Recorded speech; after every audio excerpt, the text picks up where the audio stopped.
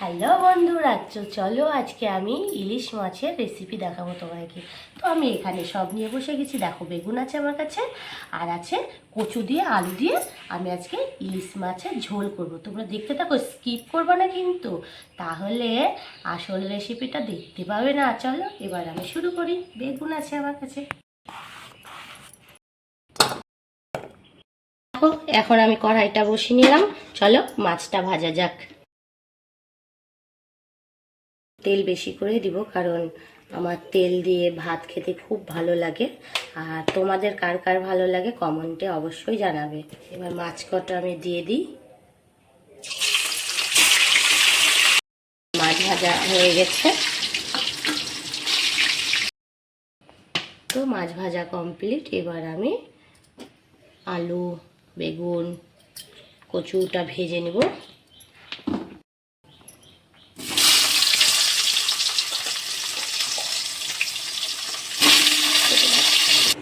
দেখো, আমি এবার তাহলে কচুগুলো আলুগুলো তুলে নিচ্ছি, আর বেগুনটাও তুলে নিয়েছি, তোমাদেরকে দেখানো হয়নি গাইস। তো এ দেখো, বেগুনটা ভাজা হয়ে গেছে, তুলে নিয়েছি, এখানে রেখে দিলাম একসঙ্গে।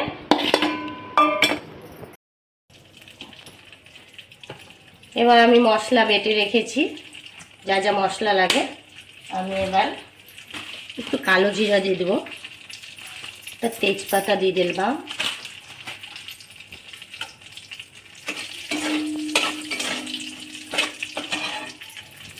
শুকনো লঙ্কা দিয়ে দিলাম।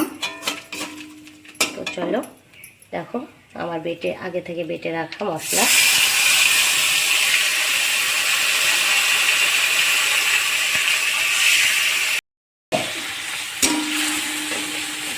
এবার মশলাটা ভালো করে কষে নেব।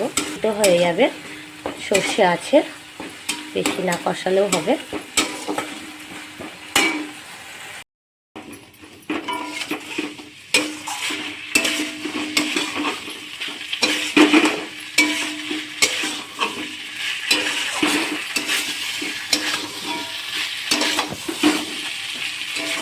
আমার কষানো হয়ে গেছে, এবার আমি জল ঢেলে দেবো।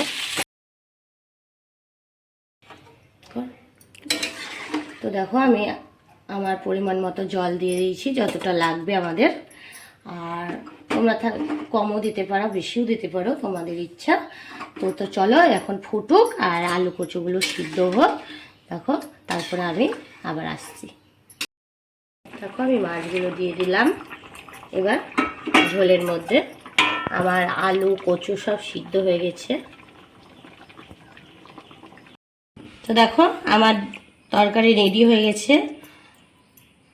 তো চলো খেয়ে দেখা যাক কেমন লাগছে। গাইস দেখো, আমি চলে এসেছি, দেখি রেসিপিটা খেয়ে কেমন লাগছে। আর এখানে আছে মাথা দিয়ে পুঁই শাকের ঘন্ট, আর এটা তো রেসিপি পেয়ে গেছো তোমরা। তো চলো খাওয়া যাক।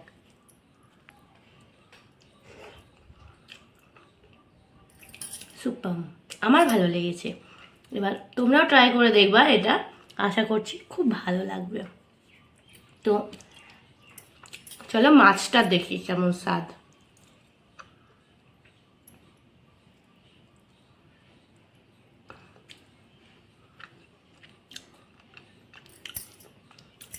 পুঁই শাকটা দেখি কেমন হয়েছে। সবগুলোই একটু করে চেখে দেখছি, ভিডিওটা আর বড় করব না, তার জন্য এরকম করে দেখাচ্ছি। দারুণ লাগছে পুঁই শাকটা। ঠিক আছে, তো আমি খেতে থাকি। বাই।